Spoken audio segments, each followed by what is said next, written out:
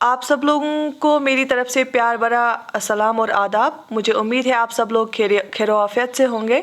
और आज मैंने बहुत टाइम से डिमांड हो रही थी बच्चों की कि आप एनटी के लिए थोड़ा सा स्टार्ट करिए उर्दू, सो दैट कि हमें भी अब ना उर्दू की तरफ, आपको पता है सब ने पढ़ी होती है 10th तक Urdu, almost most of the students ने।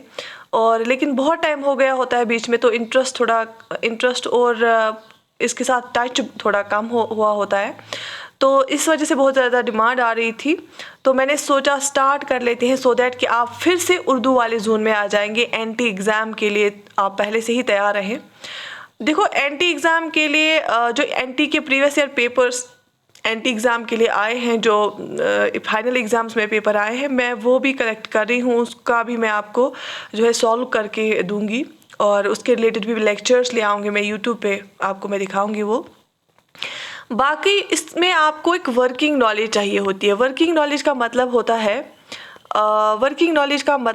है उस पर लिखा भी होता है, जैसे पटवारी में वर्किंग नॉलेज चाहिए होती है, और ये आपको क्वालिफाई करना होता है। अभी सिलेबस इसका एनटी का इस बार नहीं आया है, चूंकि जो पटवारी का एग्ज़ाम इस बार था उसमें उर्दू सिलेबस था। एनटी का भी पता नहीं है, जो जब भी सिलेबस आ जाएगा तभी पता चलेगा है कि नहीं। लेकिन तब तक मैं यहाँ पे यूट्यूब पे आप सब लोगों को ना उर्दू वाले जोन में लाने की कोशिश करूँगी, सो दैट आपका फिर से इंटरेस्ट डेवलप हो जाए, आप फिर से लिखें पढ़ें उसको, उर्दू अपनी स्पीड इंक्रीज़ करें, अपनी राइटिंग को दुरुस्त करें, अपनी जो उर्दू लिखाई है उसको सही करें।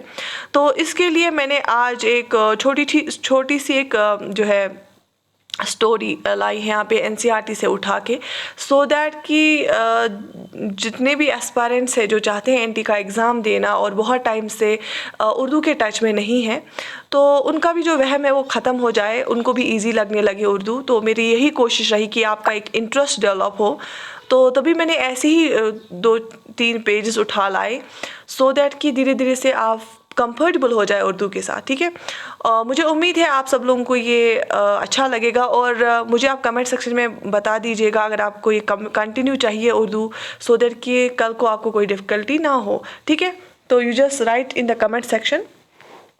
तो चलिए स्टार्ट करते हैं आज की ये छोटी सी एक स्टोरी। ठीक है, और स्टोरी के पीछे लास्ट में मैं आपको सवालात पूछूंगी, आपको उनके जवाबात कमेंट सेक्शन में लिखने हैं। अगर कोई लिख सकता है वो लिखे, अगर नहीं भी लिख सकता है इट्स ओके। कुछ दिनों के बाद आप खुद लिख सकते हैं, फिर जब आप कंफर्टेबल हो जाएंगे इसके साथ। ठीक है, ये एक स्टोरी थी रस्साकशी की। आपको पता है, जब रस्सी होती है, जो रस्सी होती है ना, उसके जो 2 एंड्स होते हैं, जब आपने देखा होगा वो खेल जहाँ पे यहाँ से कुछ लोग खींचते और यहाँ से कुछ लोग खींचते और देखते हैं ज़्यादा ताकत किस में है। ठीक है, ये आपने भी खेला होगा बचपन में, तो इसको रस्साकशी बोलते हैं। इवन एक स्ट्रगल जैसी ना, एक लड़ाई टाइप समझो, इसमें एग्रेशन भी थोड़ा सा होता है, एक तरफा यहाँ से खींचते लोग और यहाँ से खींचते लोग, तो उसी रस्साकशी पे ये एक स्टोरी है। तो मैं पढ़ूंगी आराम से, आपकी स्क्रीन पे भी दिख रहा होगा, आप खुद भी पढ़ सकते हैं मेरे साथ। बहुत ही इंटरेस्टिंग एक छोटी सी प्यारी सी स्टोरी है। एक थी बिल्ली, उसके 2 बच्चे थे। एक का नाम सोनी और दूसरे का नाम टोनी था। एक दिन दोनों आंगन में खेल रहे थे, वहां उन्हें एक अलगनी पड़ी मिल गई। अलगनी होती है क्लोथ लाइन जिसको हम बोलते हैं। ठीक है, रस्साकशी हो गई, रस्सी, सिंपल सी कोई भी रस्सी जिसको हम 2 तरफा खींच सकते हैं। अलगनी होती है जो जिसपे हम सुखाते हैं ना कपड़े, जो वो रस्सी होती है कपड़े सुखाने की, उसी को बोलते हैं। ठीक, इन पर उनकी माँ कपड़े सुखाया करती थी। फिर क्या था, दोनों ने रस्सी के एक एक सिरे को पकड़ा, सिरा मतलब एंड। ठीक है, और रस्साकशी का खेल शुरू कर दिया। ठीक है, तो बिल्ली के 2 बच्चों की स्टोरी है। उनने रस्सी के 2 सिरे पकड़े, एक एक सिरा पकड़ा और रस्साकशी स्टार्ट कर दी। एक तरफा खींच रहा था, दूसरी तरफ खींच रहा था। ठीक, अच्छा, सोनी और टोनी की माँ ने दोनों को अलगनी से खेलते हुए देखा तो जल्द से उनके पास गई। वो चाहती थी कि दोनों की पिटाई करे। अचानक उसके दिल में कोई ख्याल आया और वो मुस्कुराकर बोली, बस यूं ही मजबूती से रस्सी को थामे रखो। सोनी और टोनी हैरान थे कि देखें अब माँ क्या करती है। माँ जल्दी से धुले हुए सब कपड़े उठा लाई और एक एक करके अलगनी पर लटकाने लगी। फिर हंस कर बोली, अब तुम दोनों रस्सी को अपनी अपनी तरफ खींचो जब तक कपड़े सूख न जाएं। हाँ, याद रखना अपनी अपनी जगह से हिलना मत। ठीक है, तो सोनी और टोनी चिल्ला कर बोले, मगर अम्मी इसमें तो बहुत देर लगेगी। माँ ने कहा, हाँ इसीलिए तो मैंने तुम लोगों के लिए ये सज़ा सोची है, ताकि तुम दोनों इतनी देर तक कोई नई शरारत न कर सको। ठीक है, तो इस ये जो स्टोरी एक प्यारी सी छोटी सी स्टोरी है, माँ और एक बिल्ली और उसके 2 बच्चों की, तो जिसमें जो नोटीपन दिखा रहा है। तो मेरा ये स्टोरी लाने का मकसद ये रहेगा, ऐसे लेक्चर्स लाने का मकसद ये रहेगा कि आप रोज़ रोज़ उर्दू के नए अल्फाज सीखो और उर्दू की वोकैबलरी आपकी एनरिच हो जाए। जो आपके अल्फाज होंगे उर्दू अल्फाज में, जो आप अगर कल को लिखना पड़ेगा आपको, तो you should not feel shortage of words there. तो आपके पास एक एनफ उर्दू वोकैबलरी होगी सो दैट कि आप लिख सकें।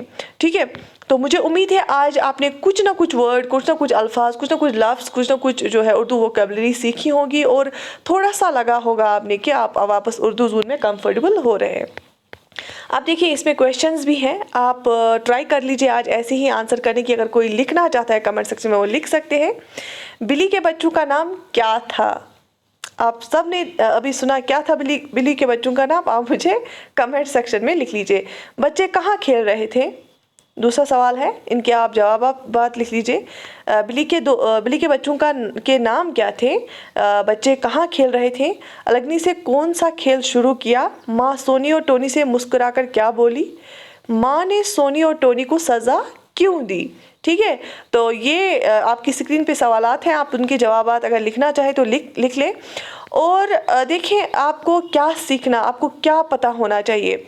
एक तो आपको उर्दू पढ़ना आना चाहिए और लिखना सिंपल सा, ये नहीं कि आपको कोई शायरी करनी है, सिंपल सा उर्दू। और जैसे वाहिद जमा होते हैं, वो उनका आपको आइडिया होना चाहिए। या इसमें क्या होता है, मुज़क्कर मोनस होता है, उसका आपको पता होना चाहिए, उसकी जो है तमीज़ होनी चाहिए। और ओवर राइटिंग नहीं करनी है, सिंपल से सादा से जवाबात लिखने हैं एग्ज़ाम में।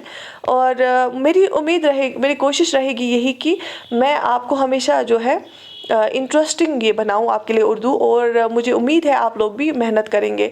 जैसे मैंने उर्दू बैच में पढ़ाया, उनको मैं रोज़ असाइनमेंट देती थी।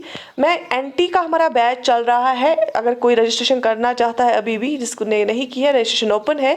वहाँ पे भी मैं उर्दू क्लासेस स्टार्ट करूँगी कुछ दिन बाद। मैंने सोचा पहले यूट्यूब पे थोड़ा टाइम में यहाँ पे जो एक आप सब लोगों को ये बताऊँ कि जैसे उर्दू में आपको कम बैक करना है, उसके लिए आपको करना क्या है। तो जिसने भी 10th तक पढ़ा होगा वो जो कोई भी एनसीईआरटी उठा के पढ़ सकता है, उर्दू ग्रामर उठा के पढ़ सकता है। ये तो क्वालिफाइंग ही एग्ज़ाम होता है, लेकिन जब आप ये क्वालिफाई करते हैं तब आपका जो है जनरल स्टडीज़ का पेपर चेक होता है। लेकिन अभी इसका एनटी का सिलेबस इस बार का पता नहीं है, लेकिन अगर पटवारी की बात करेंगे इस बार उसमें उर्दू था। ठीक है, क्योंकि as you all know that यहाँ पे रेवेन्यू डिपार्टमेंट में जो पटवारी होते हैं, उनका जो या नायब तहसीलदार होते हैं, उनको जो डील करनी होती है पेपर्स के साथ, वो यूजुअली उर्दू में होते हैं। तो ऑब्वियसली इतनी नॉलेज तो पता होनी चाहिए कि उर्दू की, सो दैट ये पढ़ सकें। ठीक है, तो वही आपका चेक होता है एग्जाम में। So I wish you all the best. Do write in comment section if you want to continue this series. I wish you all the best. Take very good care of yourself.